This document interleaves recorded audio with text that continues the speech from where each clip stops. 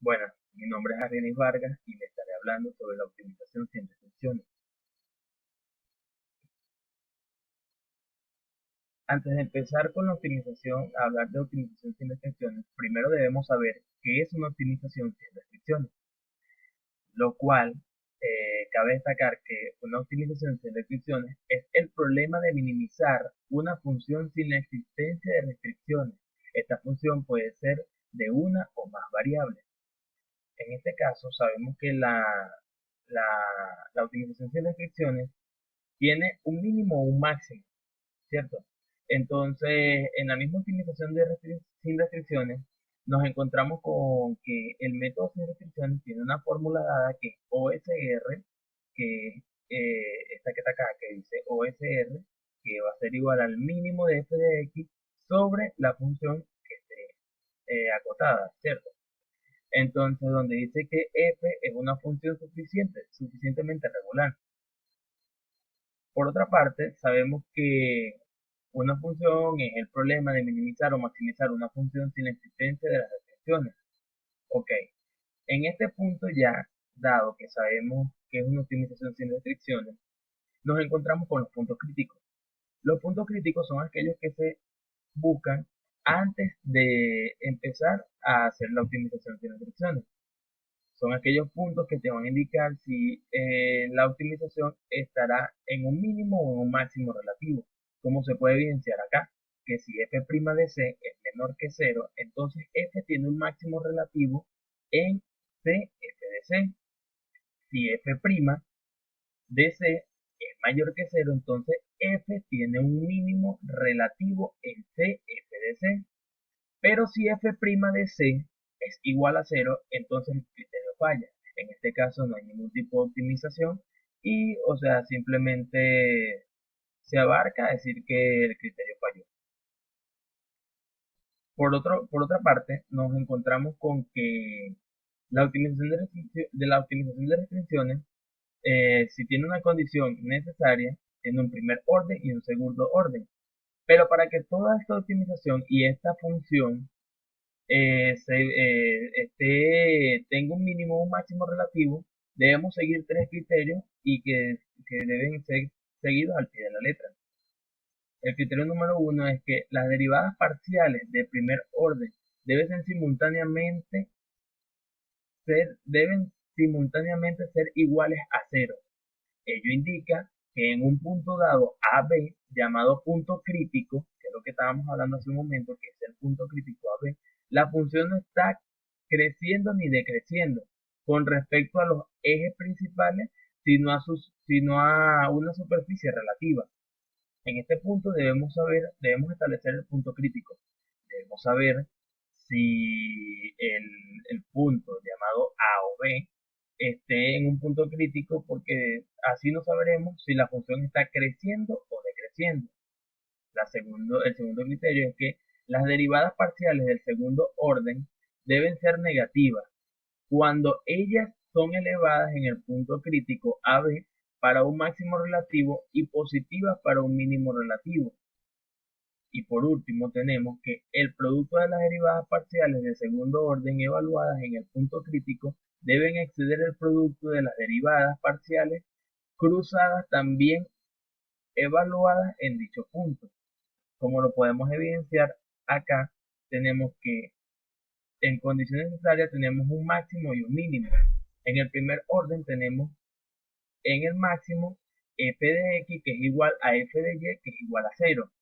Igualmente lo tenemos en el mínimo, pero en el segundo orden se puede evidenciar que f de x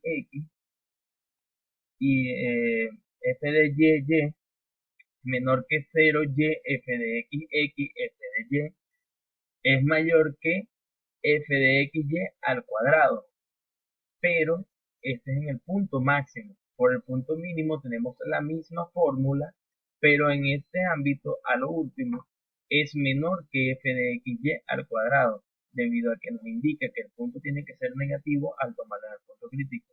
En esta situación, f de x, f de y menor que f de xy al cuadrado cuando f de x, y f de y tienen el mismo signo, la función está en su punto de inflexión. Caso contrario, la función estará en un punto de silla, que si f de x, f de y es igual a f de xy al cuadrado, entonces se requerirá mayor información. Ya evaluado el primero, el segundo orden, los puntos críticos, nos vamos a la acotación de los óptimos, porque recordamos que al hablar de optimización sin restricciones, estamos hablando de algo que debe ser óptimo, o sea que no debería tener ningún tipo de fallas.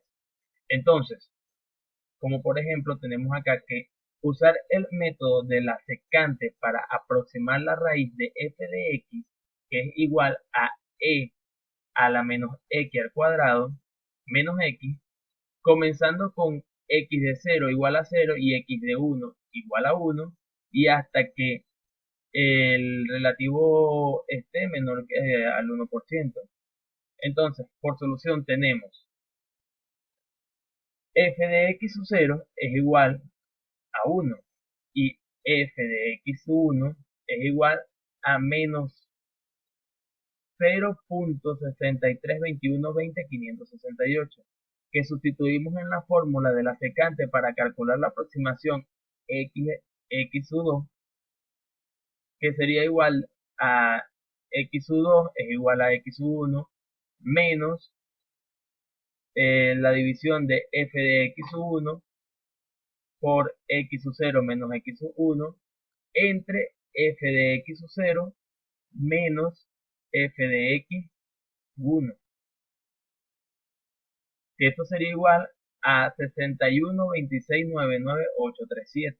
Como lo podemos ver acá en la tabla, tenemos que empezamos con la aproximación a la raíz y el error aproximado. La aproximación a la raíz, cuando es de 0, no tiene error aproximado. Cuando es aproximado a 1, es igual al 100%. En este caso que nos encontramos acá en la primera parte, que dice que cuando tenemos 0,612699.837, como lo tenemos acá, es igual a un 63%, porque esto se saca con un error aproximado de error relativo, que es igual a x sub 2 menos x sub 1 entre x sub 2 por el 100%, que es igual a un 63,2%, con lo cual estamos viendo acá.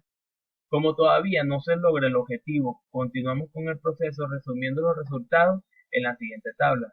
Nos conseguimos que aquí en la primera fase tenemos 63,2% de error aproximado.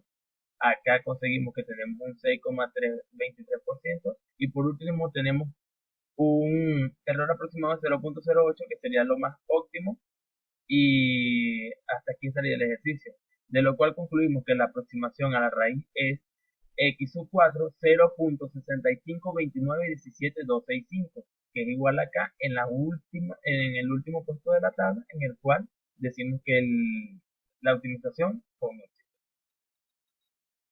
Por otro lado, tenemos los métodos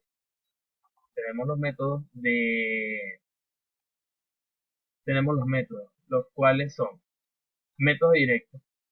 Los métodos directos no hacen uso de la información proporcionada por las derivadas. Bajo estas circunstancias, estos métodos se pueden usar con bastante efectividad, pero son muy ineficientes, comprobados por los métodos discutidos en las siguientes secciones.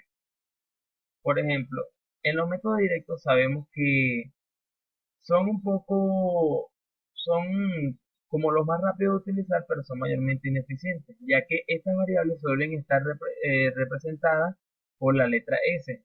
Se suman si la restricción es de signo menor o igual, y se restan si la restricción es de signo mayor o igual.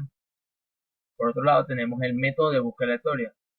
Un método aleatorio simplemente selecciona un vector inicial x a la 0, evalúa la función objetivo en ese punto y entonces aleatoriamente selecciona otro vector x a la 1. Tanto la dirección de búsqueda como la longitud de búsqueda son elegidos simultáneamente. El método de búsqueda aleatoria es muy eficiente, ya que este empieza desde un punto x sub 0 hasta un punto x sub mucho, cualquier diferente tipo de número, y es bastante específico a la hora de una búsqueda, ya que se realiza una búsqueda aleatoria y es un poco más rápido dependiendo del método que tenga a la hora de inserción de datos. Métodos de búsqueda en rejilla. Los métodos básicos de diseño de experimentos discutidos en muchos textos de estadística se pueden aplicar también a minimización de funciones. Se pueden seleccionar una serie de puntos alrededor de un punto básico de referencia de acuerdo a alguno de los diseños del tipo que se muestra en la siguiente figura. Por acá lo podemos ver en una parte más compleja. En el ejercicio como tal, nos damos cuenta que este método de búsqueda en rejilla empieza acá por lo menos en esta figura que es en el cuadro, puede empezar en cualquiera uno de estos puntos simplemente para seguir buscando una solución.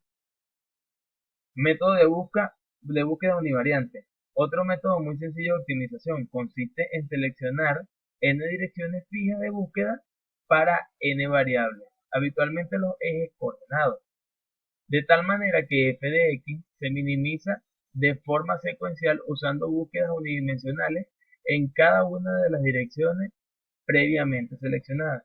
Por acá podemos ver el método, cómo se establece en una variable, que puede ser que empieza con una búsqueda de n para n.